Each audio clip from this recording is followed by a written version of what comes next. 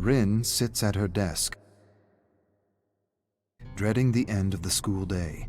Not because she enjoys junior high or because she respects her teachers, but because she despises being forced to learn kendo. But her father demands it. He demands that she practice the way of the sword. Not just practice, excel. She's a Yamaoka. The Yamaokas come from a proud legacy, a samurai legacy. He reminds her of this every day, and every day the kids tease and humiliate her, telling her she has no business in their class, telling her she should wield a broom, not a shinai. She ignores them and tries her best. Maybe if she excels with a katana, her father will feel better. He hasn't been himself as of late, frustrated, irritable, reactive. She can't do anything right, nor can her mother. He has become very quiet and talks and argues with himself. She doesn't understand what's happening to him, but she knows he is suffering, and the last thing she wants is to add to his pain. Family is everything, and maybe one day she'll be okay with wielding a katana. Maybe she'll even enjoy it. Rin's bones feel brittle and ready to collapse under the weight of the armor. She holds her bamboo shinai up to her opponent. I want this to be over. Can't this just be over? Her opponent insults her. He tells her there's a shattered window in the changing room she ought to clean before someone cuts themselves, Janitor Yamaoka. He laughs. He makes another janitor joke at her expense. A sudden heat rushes up her face. She wants to shove the shinai down his throat. See how he laughs with wood and splinters piercing through his stomach. Splinters piercing through his throat. Where did those thoughts come from? It's not like her to think such thoughts. She angles her shinai and feels something strange inside. She's never felt anything like it before, like a waking dragon in her heart. She stares at her grinning opponent. Faster than thought, she lunges and strikes his head. Everyone laughs at him. His head slumps in mingled defeat and humiliation. A boy stares at her with wide, disbelieving eyes. He blinks. You might be a Yamaoka after all. She hates to admit it, but it feels good to win. No, not to win. To defeat a foe. To defeat another human being.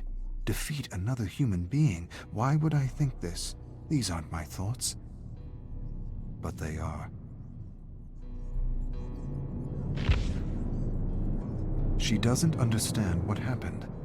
What thing came over her to give her the strength to contend with the boy in front of her?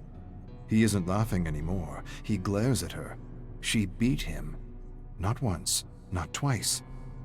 Thrice. The boys continue to stare at her open-mouthed. Something is changing in Janitor Yamaoka. They know it. She knows it.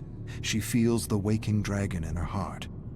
It's the closest she's ever felt to being a fighter, a warrior, a Yamaoka. And she likes it. Likes being treated with respect. Likes being taken seriously. For an instant, she imagines herself beside the great Renjiro Yamaoka and his son Kazan. Something tugs in her heart, and the dragon stirs. And the dragon, she realizes, is the waking of her raging Yamaoka blood. Janitor Yamaoka, you got lucky. Let's see how lucky you really are. Boys close in on her, cursing, jesting, shouting. She wants to run, but doesn't see an opening. She wants to apologize for being good with a shinai, but the waking dragon inside her heart won't allow it. She didn't do anything wrong. She has no reason to apologize. She finally did what she was supposed to do, and now they close in on her as though she had cheated, as though they could see the dragon that had helped her. She feels scared. Where is that dragon now?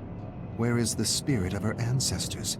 She raises a pleading hand for her abusers to stop. You will pay. You made me look foolish.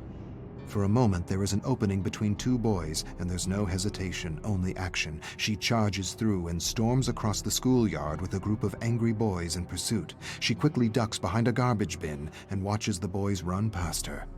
One stops, turns towards the bins, narrows his gaze.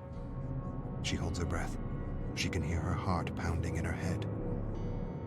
Why hide? You are better than these peasants. Stand and show them who you are. But she does not reveal herself. She hides and wishes that waking dragon to go back to sleep. Rin emerges from hiding and begins her long walk home. The dragon in her heart admonishes her for hiding, tells her she is more than her tormentors and should never cower before bullies and abusers. She's not sure what she should have done or what she should think. Maybe she should have faced them. Maybe she should have confronted them. Maybe she should have beaten them down and torn them limb from limb. Limb from limb? What am I thinking? Where did that come from? Limb from limb. What dark thoughts are these? Before she can answer her own question, she hears a voice. She hears her tormentors jeering and spewing insults at her. She doesn't turn around. She doesn't run. She doesn't run because she knows what's coming, and she doesn't care. The dragon within tells her everything's going to be okay. The boys throw garbage at her, call her Janitor Yamaoka, Janitor Yamaoka, Janitor Yamaoka. She knows what's next. She sees it in her mind's eye like samurai of old. They'll push her down, surround her, punch and kick her, but this time she won't let the pain defeat her. She won't let the fear paralyze her. She'll use the fear and the pain to feed the dragon. Today her bullies will feel teeth and claws. They will feel her wrath, and they will learn she is a Yamaoka.